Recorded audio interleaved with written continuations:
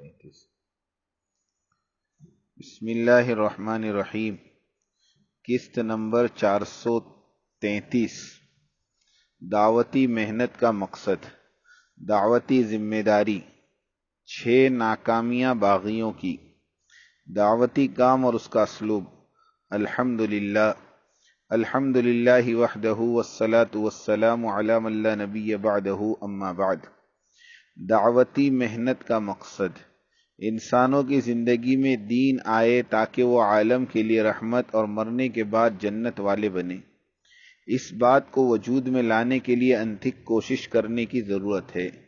اس کوشش میں بسا اوقات اپنا مال و متاع، چین اور سکون اور ہر قسم کی راحت کو قربان کرنا پڑتا ہے۔ دین اسلام دنیا کے تمام مروجہ طریقے حیات پر چھا جانے کے لیے آیا ہے، اور یہ داعیوں کی محنت اور اللہ تعالیٰ کی اذن سے یقیناً ہو کر رہے گا۔ یا ایھا النبی حسبک اللہ ومن اتبعک من المؤمنین، اے نبی تجھے اللہ کافی ہے اور ان مومنوں کی جو تیری اتباع کرتے ہیں۔ فائدہ، دین پھیلانے کی نقل و حرکت ہم کریں گے، ہماری محنتوں کو ثمر آور اللہ بنائیں گے، اس لیے کہ ہم نے نبی کریم صلی اللہ علیہ وسلم کی اطاعت کے ساتھ ساتھ ان کی اتباع یعنی دعوت والا کام کر رہے ہیں۔ ہم اپنی کم علمی و بے بضاعتی کے ساتھ دعوتی محنت میں لگے رہیں گے، لیکن اللہ تعالیٰ اپنے عالی شان کے اعتبار سے ہماری مدد فرمائیں گے۔ ہم چھوٹے، ہماری کوشش چھوٹی، اور اللہ بڑے اور اللہ کی مدد اور کفالت بڑی۔ وہ اللہ کی ذات ہمارے ہر مسائل کے حل کے لیے کافی ہے۔ الیس اللہ بکاف عبدہ، کیا اللہ اس کے بندے کے لیے کافی نہیں؟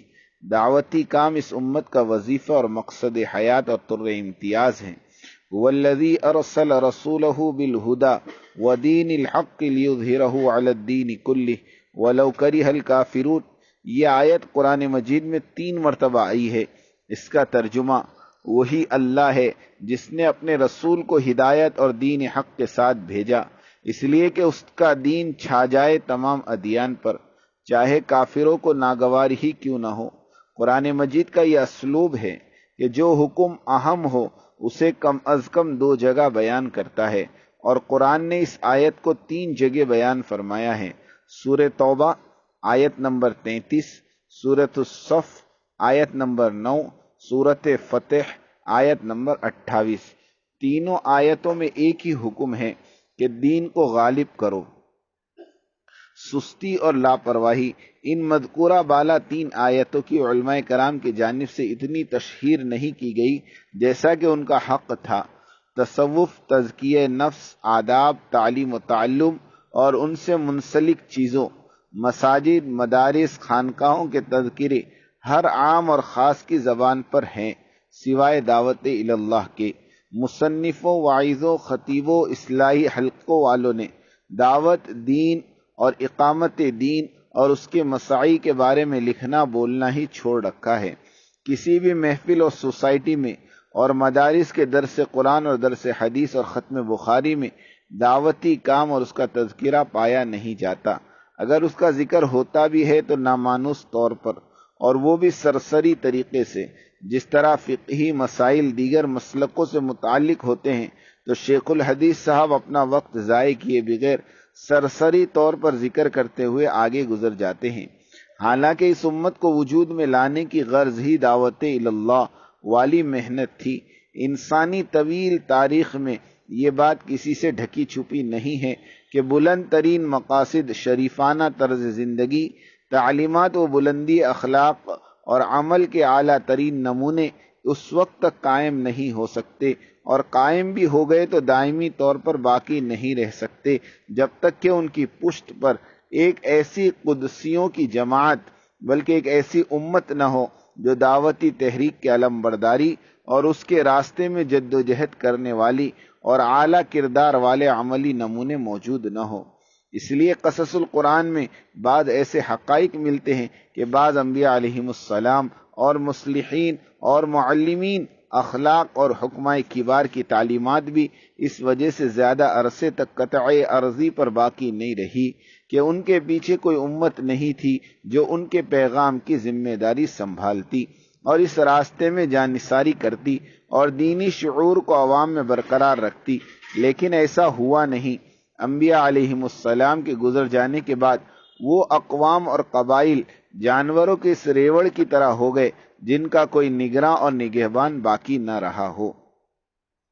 منتخب و معمور امت، جب اللہ تعالیٰ نے یہ فیصلہ فرمایا کہ محمد صلی اللہ علیہ وسلم آخری رسول ہوں اور خاتم النبیین ہوں، اور آپ کے بعد نہ کوئی نبی آئے نہ رسول اور نہ کوئی کتاب نازل ہو، تو اسی طرح اللہ تعالیٰ نے انسانیت پر اپنا رحم و کرم جاری رکھتے ہوئے محمد صلی اللہ علیہ وسلم کے ساتھ ساتھ ایک پوری امت کو بھی مبعوث فرمایا، گویا کہ امت کی بعثت نبی کی بعثت کے ساتھ شامل کر دی۔ چنانچہ اس امت کی تعریف اللہ تعالیٰ نے جس انداز میں بیان فرمائی ہے اس سے ظاہر ہے، کنتم خیر امت اخرجت للناس تأمرون بالمعروف وتنہون عن المنکر وتؤمنون باللہ، تم لوگ بہترین امت ہو جو لوگوں کے لیے پیدا کی گئی ہے، تم بھلائی کا حکم کرتے ہو اور برائی سے روکتے ہو اور اللہ پر ایمان رکھتے ہو۔ دوسری جگہ فرمایا وَكَذَلِكَ جَعَلْنَاكُمْ أُمَّةً وَسَطًا لِتَكُونُوا شُهَدَاءَ عَلَى النَّاسِ وَيَكُونَ الرَّسُولُ عَلَيْكُمْ شَهِيدًا، اور اسی طرح ہم نے تمہیں ایک امت یعنی جماعت عدل بنا دیا ہے تاکہ تم گواہ رہو لوگوں پر اور رسول گواہ رہے تم پر۔ بعثت نبی کی ہوئی اور ختم نبوت کی وجہ سے بعثت امت کی بھی ہوئی۔ نبی کے لیے فرمایا اذ بعث فیہم رسولا منہم، جبکہ بھیجا گیا ان میں سے رسول انہی میں سے۔ بالکل اسی طرح کے الفاظ فرمان نبی صلی اللہ علیہ وسلم میں موجود ہیں۔ اے امت محمدیہ، تم آسانی پیدا کرنے کے لیے بھیجے گئے ہو، نہ کہ تنگی پیدا کرنے کے لیے۔ قرآن نے حضور اکرم صلی اللہ علیہ وسلم کو فرمایا مجتبی، تو امت محمدیہ کو بھی مجتبی کے لفظ سے نوازا گیا۔ وَاجْتَبَاكُمْ، اے امت محمدیہ، اس اللہ نے تمہیں منتخب کیا ہے، چنا ہے دین کو غلبہ دینے کے لیے۔ حضور کو کہا مصطفیٰ تو امت کو کہا مصطفیٰ۔ اللہ یستفی من الملائکۃ رسولا ومن الناس، اللہ چن لیتا ہے دین کی تبلیغ کے لیے فرشتوں میں سے رسول یعنی جبرائیل امین، اور انسانوں میں سے رسول اللہ صلی اللہ علیہ وسلم اور ان کی امت۔ حشر کے دن احمد لوائے حمد حضور صلی اللہ علیہ وسلم کے ہاتھ میں ہوگا، اور آپ کو احمد کے نام سے پکارا جائے گا، اور آپ کی امت کو حمادون کے نام سے پکارا جائے گا۔ فائدہ، بعثت لوجہ الدعوہ کی ذمہ داری اور اس کے لیے خود کو مامور اور مسئول ہونے کا شعور اور احساس صحابہ کرام و تابعین اعظام و تبع تابعین کے دلوں میں موجزن تھا۔ بقول اقبال کے ہائے ناکامی متا کارواں جاتا رہا، کارواں کے دل سے احساس ضیاء جاتا رہا۔ تنبیہ، متا کارواں اور احساس ضیاء کے رخصت ہو جانے کا مطلب بعثت لوجہ الدعوہ یعنی دعوتی کام کی ذمہ داری سے محرومی اور اس مقصد زندگی سے لاشعوری کے سوا اور کیا ہو سکتا ہے۔ ایرانیوں نے جب سیدنا سعد بن ابی وقاص رضی اللہ تعالیٰ عنہ سے پوچھا کہ تمہارے یہاں یعنی ایران آنے کا کیا مطلب ہے، تو انہوں نے بڑا ہی الہامی، مومنانہ اور داعیانہ جواب دیا اور فرمایا اللہ تعالیٰ نے ہمیں اس لیے مبعوث فرمایا یعنی بھیجا ہے کہ ہم جس کو وہ چاہے بندوں کی غلامی سے نکال کر ایک اللہ کی غلامی پر آمادہ کرے، اور دنیا کی تنگی سے اس کی وسعت کی طرف، اور مذہبوں کے ظلم سے نکال کر اسلام کے سائے عدل میں لائیں۔ لطیفہ، دیکھا کتنے سنہرے لفظوں میں ہماری یعنی بعثت امت محمدیہ کا مقصد بیان فرمایا۔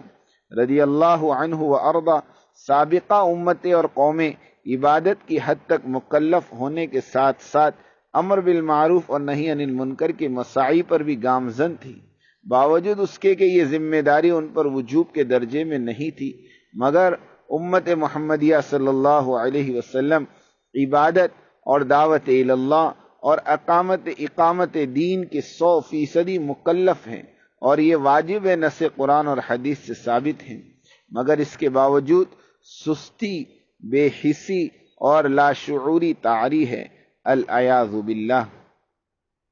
دعوت و تبلیغ کے کام کا نہ بننا اس بات کی دلیل ہے کہ ہم نے فرمان سعد ابن ابی وقاص رضی اللہ تعالیٰ کو سمجھائی نہیں، یا تو پھر اپنی طرز کی کوئی اور شریعت بنا رکھی ہے جو سراسر جماعت صحابہ کی سوچ اور فکر سے یکسر جدا ہے۔ یاد رکھے صحابہ کا عمل ہمارا علم ہے اور اسی علم کی ہمیں سند دی جاتی ہے۔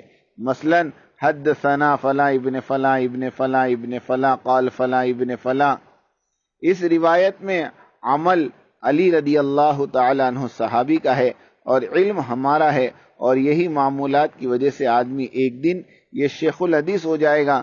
اب بلا بتاؤ تو صحیح کہ کیا ان معلومات والے علم پر دنیا اور آخرت کی کامیابی کا کوئی وعدہ کسی آیات یا حدیث میں بیان ہوا؟ ہرگز نہیں۔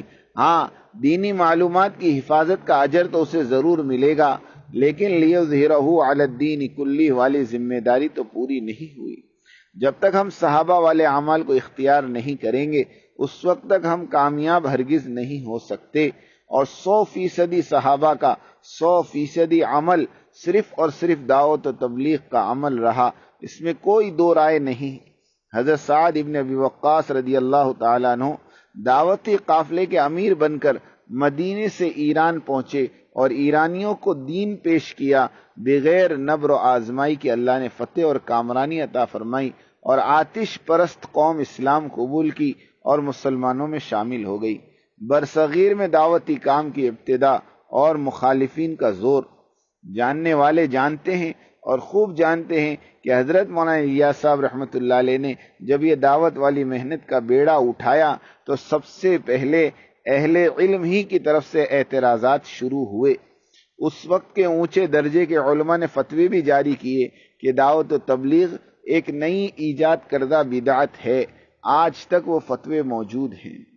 فائدہ یہ ان علماء کا بھی قصور نہیں، اس لیے کہ دین کا ہر محافظ دین کے نام پر ہر اٹھنے والی نئی تحریک کو پہلے تنقیدی نظر سے دیکھتا ہے اور پھر شرع صدر ہونے پر تائید سے نوازتا ہے۔ لیکن دعوت و تبلیغ کے کام کے ساتھ یہ ظلم ہوتا رہا کہ موجودہ دور کے علماء پرانے دور کے انہی مخالفت بھرے فتووں کو ملحوظ خاطر رکھ کر دعوت و تبلیغ کو اور اس کے کارندوں کو مجروح کرتے رہے اور بدنام کرتے رہے۔ لیکن سابقہ معترضین نے بعد میں تبلیغ کو بہت سراہا اور دعائیں دی، مگر ان کی اس تائید کی طرف کوئی نظر التفات نہیں کرتا۔ بقول اقبال کے فلسفہ رہ گیا تلقین غزالی نہ رہی، یعنی حضرت غزالی رحمۃ اللہ علیہ کے فلسفے کی بات سب دہراتے ہیں مگر ان کی تلقین کہ شریعت پر فلسفے کو اہمیت نہ دو، یہ تلقین کوئی یاد نہیں کرتا۔ یعنی بزرگوں کے سابقہ فتوے یاد رہ گئے لیکن بعد میں کی گئی تائید اور شفقت یاد نہیں رہی۔ اسی طرح تبلیغ پر ہمیشہ سے ظلم ہوتا رہا۔ بعض علماء کرام کے بیانوں کی کلپس دنیا بھر میں گشت کرتے ملیں گی کہ یہ لوگ بہانے بہانے سے تبلیغ والوں کی اور تبلیغی کام کی دھجیاں اڑاتے پھرتے ہیں اور پھر اعتراف بھی کرتے ہیں کہ دعوتی کام صحیح ہے، کام کرنے والے صحیح نہیں ہیں۔ بالکل اسی طرح جس طرح دشمنان اسلام کہتے ہیں کہ اسلام بہترین مذہب ہے لیکن مسلمان بدترین قوم ہے، ویسے بھی اونچے درجے کے اہل علم حضرات کو دعوت و تبلیغ کی تائید میں منشرح الصدر بہت کم پایا گیا۔ ہماری مراد یہاں ان علماء اور مفتیان کرام سے نہیں ہیں جو اس کام کو لے کر چلتے ہیں یا اس دعوتی کام کی سرپرستی فرماتے ہیں، بلکہ وہ تو ہماری نظر میں داعی ہیں۔ یہی حال خانقاہ والوں کا رہا۔ صرف 2 ہستیاں گزری ہیں جنہیں اللہ نے دعوت و تبلیغ کی خدمت اور تبلیغ والوں کی سرپرستی کے لیے قبول فرمایا اور انہوں نے کما حقہ سرپرستی بھی فرمائی۔ نمبر 1 حضرت شیخ الحدیث مولانا زکریہ کاندھلوی رحمۃ اللہ علیہ، اور نمبر 2 حضرت مولانا سید ابو الحسن علی ندوی رحمۃ اللہ علیہ۔ یہ دونوں بزرگ جب تک زندہ رہے کسی عالم اور کسی شیخ طریقت کی مجال نہیں تھی کہ دعوت و تبلیغ اور تبلیغ والوں کے بارے میں کچھ لب کشائی کر سکے، اور دیکھنے والوں نے دیکھا کہ جب سے یہ دونوں بزرگ انتقال فرما گئے سارے علماء اور مشائخ تبلیغ اور اہل تبلیغ پر ٹوٹ پڑے اور لب کشائی کرنے لگے۔ جب حضرت شیخ مولانا زکریہ صاحب رحمۃ اللہ علیہ کا انتقال ہوا تو حضرت جی مولانا انعام الحسن صاحب رحمۃ اللہ علیہ روتے ہوئے فرمانے لگے، آج ہم تبلیغ والے یتیم ہو گئے۔ مخالفت کی وجہ تبلیغ اور اہل تبلیغ کی مقبولیت اور شہرت اور تشہیر اہل علم سے دیکھی نہیں جاتی، اس لیے جہاں بھی انہیں موقع ملتا ہے وہ دل کی بھڑاس نکال لیتے ہیں۔ ہم ایسے ہی نہیں لکھ رہے بلکہ ان کی تقاریر کا ذخیرہ ہماری لائبریری میں موجود ہے۔ حضرت جی مولانا یوسف صاحب رحمۃ اللہ علیہ کی زندگی کا ایک حصہ ان اہل علم کے حضرات کی طعن و تشنیع برداشت کرتے اور سوالوں کے جواب دیتے گزر گیا۔ اہل تبلیغ اگر فرشتہ صفت بھی ہو جائے تب بھی اہل علم کی زبان اور قلم سے محفوظ نہیں رہیں گے۔ دارالعلوم دیوبند کو ہی دیکھ لیں، ساری دنیا فتنہ خبیثہ پاکستانی عالمی شورا کی طرف سے لگائی گئی دجل اور مکر اور فریب کی آگ میں جل رہی ہے، اور ارباب دارالعلوم درجنوں کیسٹوں میں اور نجی خطوط میں بار بار یہ لکھ چکے ہیں اور کہتے آ رہے ہیں کہ مولانا سعد صاحب اور مرکز نظام الدین کے ساتھ ہمارے معاملات درست ہیں، وہ اپنا کام کرتے رہیں اور ہم اپنا تعلیمی کام کرتے رہیں گے، مگر ان سب کے باوجود اس طرح کا ایک رسمی بیان وائرل کرنے تیار نہیں۔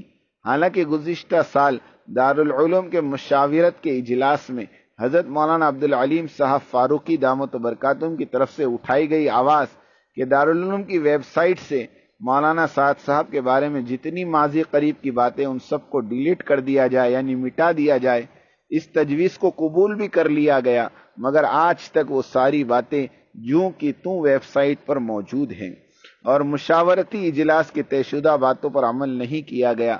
ایک بیان چند سطور پر مشتمل ہو اور عالم میں پھیل جائے تو 24 گھنٹے کے اندر ساری دنیا میں امن اور آشتی آ سکتی ہے، مگر ارباب دارالعلوم دیوبند اور مولانا ارشد مدنی کبھی نہیں چاہتے کہ تبلیغ دنیا والے سکون کا سانس لے۔ دراصل اس طرح کا بیان ان کے اختیار میں بھی نہیں رہا، اس لیے کہ مالدار مافیا نے ارباب دارالعلوم دیوبند اور مولانا ارشد مدنی صاحب کو اپنے قبضے میں کیا ہوا ہے۔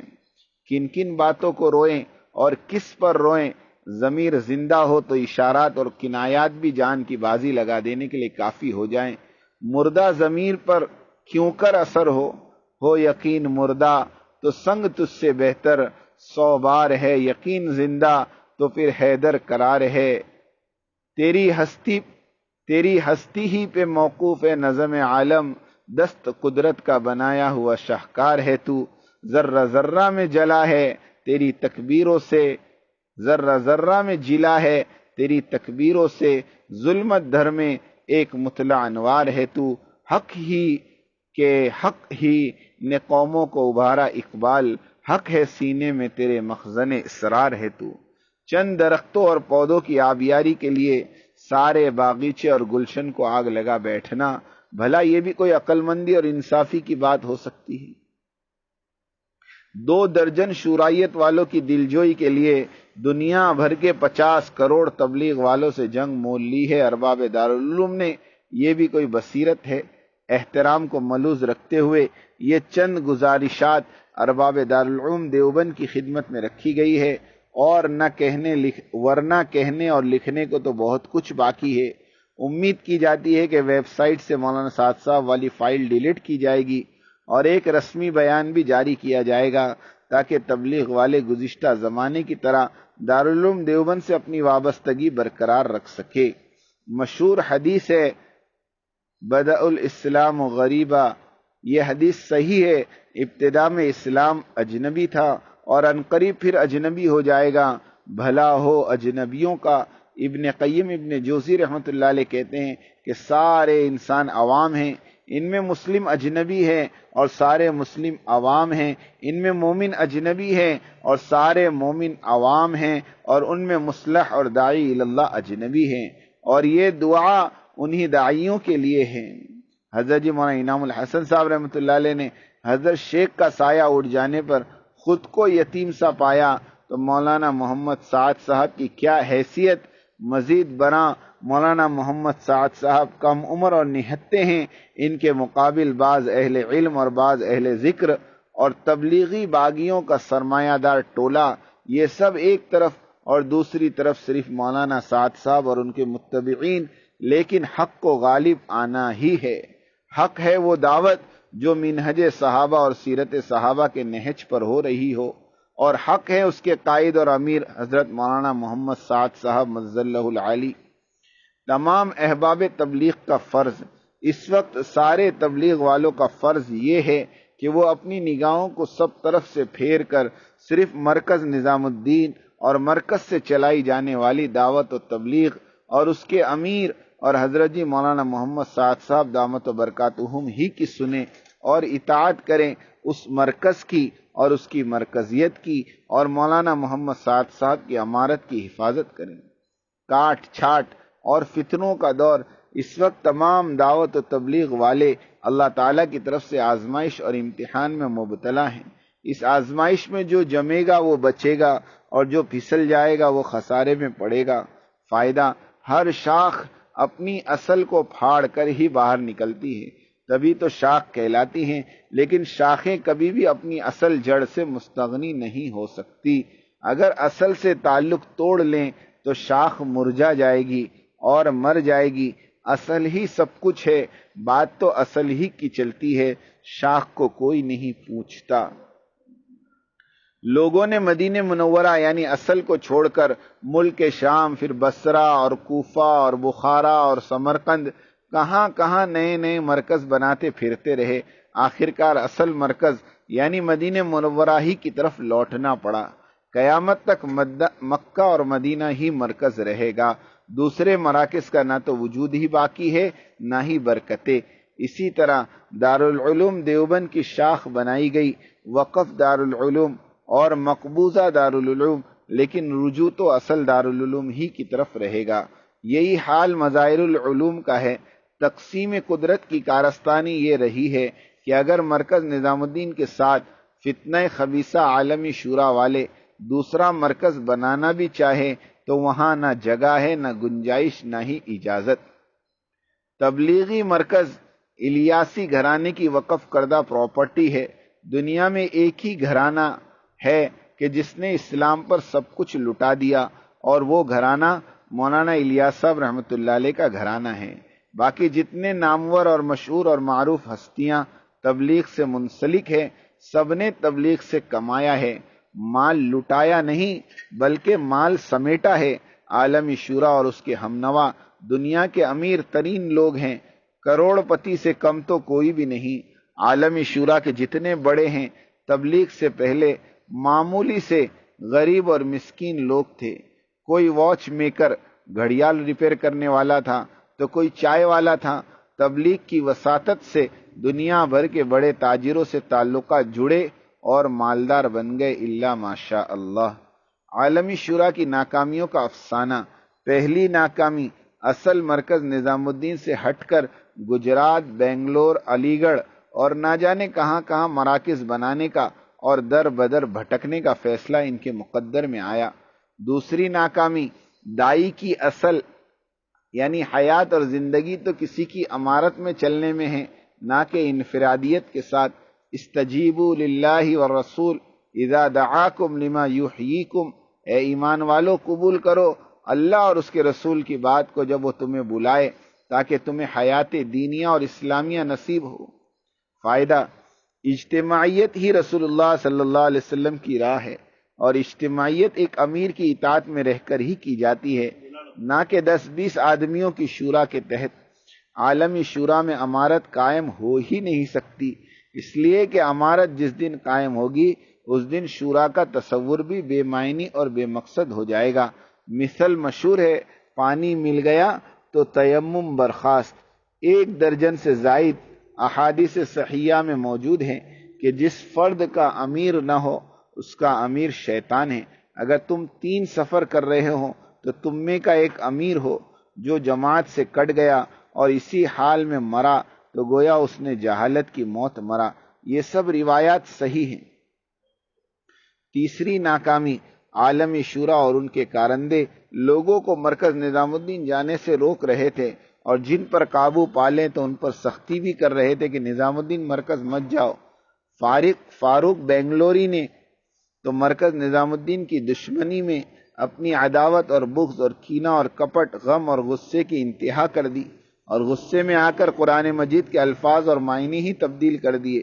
ادعو الی اللہ کی جگہ ادعو الی نظام الدین، اور علا بصیرتن کی جگہ علا عقیدتن کہتے ہوئے قرآن مجید میں تحریف کر ڈالی۔ مسئلہ: اگر فاروق بنگلوری کے تحریف جملوں کی تعویل نہ کی گئی تو اس پر ارتداد کا حکم لگ سکتا ہے۔ اس طرح سے ایک اور شخص جس کا نام ابو خنسا، جس کے واٹس اپ ہمارے یہاں بھی آتے ہیں، انہوں نے بھی 7 ایسی باتیں کہی ہیں جس کی وجہ سے یہ مرتد شمار ہوتے ہیں۔ ہم نے انہیں تنبیہ بھی کی کہ دشمنی میں اتنے آگے نہ بڑھ جاؤ کہ ایمان سے ہاتھ دھو بیٹھو اور بیوی بچوں سے محروم ہو جاؤ، مگر یہ اپنی بے راہ روی سے باز نہیں آتے، اللہ انہیں ہدایت دے۔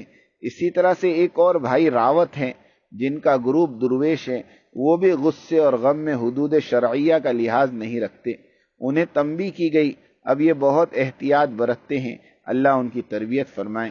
یہ جتنے ساتھی بھی اختلاف کر رہے ہیں یہ سب اپنے بھائی ہیں، مگر اختلاف شرعی ہو تو کوئی مذائقہ نہیں، لیکن اختلاف بازاری رذیل گفتگو تک پہنچا دے تو یہ حرام ہے، اور یہ کام کسی دیندار کو زیب نہیں دیتا کہ لوگوں کو مرکز نظام الدین جانے سے روکنے کے باوجود لوگ کھینچے کھینچے چلے آ رہے ہیں۔ چوتھی ناکامی: عالمی شورا ہمیشہ یہی کہتی رہی کہ علماء کرام مولانا سعد صاحب سے بدظن ہیں۔ سہارنپور میں ایک شادی کی تقریب میں دیوبند، سہارنپور، ندوہ، رائے پوری، خانقاہ والے، تھانہ بھون، کاندھلہ، خصوصاً حضرت مولانا محمد رابع صاحب، مولانا طلحہ ابن زکریا صاحب وغیرہ یعنی ہندوستان کے تمام اکابرین نے مولانا سعد صاحب کی حمایت کا اعلان کیا، ان سے بیان کروایا، دعا کروائی۔ حال ہی میں حضرت پیر صاحب مولانا طلحہ صاحب دامت برکاتہم کی اہلیہ محترمہ کے انتقال پر نماز جنازہ کی امامت کرنے کا شرف بھی حضرت جی مولانا سعد صاحب کو مرحمت ہوا۔ کیا یہ اکابر علماء اعظام کی بدظنی تھی یا والہانہ عظمت اور اکرام؟ پانچویں ناکامی: بلکہ اپنے اور دیگر مدارس کے علماء کی جماعتیں بنا کر حضرت جی مولانا سعد صاحب کی خدمت میں بھیجی۔ گزشتہ چھٹیوں میں علماء کرام کی 169 چلے کی جماعتیں پورے ملک کے صوبوں اور عظیم مدارس سے چل چل کر مرکز نظام الدین پہنچی اور حضرت جی مولانا سعد صاحب سے ہدایت لے کر پورے ملک میں پھیل گئی۔ چھٹی ناکامی: فتنہ خبیثہ عالمی شورا والے دنیا بھر سے عمرے کے عنوان پر حجاز مقدس میں جمع ہوئے تھے، بڑی دعوت چلائی کہ عربوں کی تائید حاصل کرے، اور ایک جوڑ بھی رکھا، بڑی ہی کوشش کر ڈالی، درجن بھر عرب جمع ہوئے۔ عالمی شورا کے محرک نے بیان میں کہا، ہم لوگ ہیں جو صحیح تبلیغ کر رہے ہیں، آپ لوگ ہمارا ساتھ دو۔ عرب ساتھیوں نے کہا کہ آپ لوگوں نے اس بکواسی بیان سننے کے لیے ہمیں جمع کیا، یہ جانتے ہوئے بھی کہ ہم مرکز نظام الدین کے ساتھ ہیں اور ہمارے امیر شیخ سعد ہیں، ہمیں تمہاری کوئی ضرورت نہیں۔ ساتویں ناکامی: بلیک بن کے اجتماع میں برطانیہ بھر سے کوئی معروف عالم دین نے شرکت نہیں فرمائی۔ اس اجتماع کی کارگزاری ہم نے اپنی قسط میں تفصیل سے لکھی ہے، اس لیے اب اپنے دماغ کو ٹھنڈا رکھیں اور توبہ کریں، اپنی ترتیب دعوت اور تبلیغ کو مرکز نظام الدین سے جوڑ دیں اور مولانا محمد سعد صاحب مظل اللہ العالی کو اپنا امیر مانیں اور ان سے عہد وفا نبھائیں۔ یا اللہ، دعوت اور اہل دعوت کو اس باغی فتنے کے شر و فساد سے محفوظ فرما، آمین برحمتک یا ارحم الراحمین۔ السلام علیکم ورحمۃ اللہ وبرکاتہ۔ شبہات کے ازالے پیج کو سبسکرائب کریں اور بیل آئیکن دبائیں، سب سے پہلے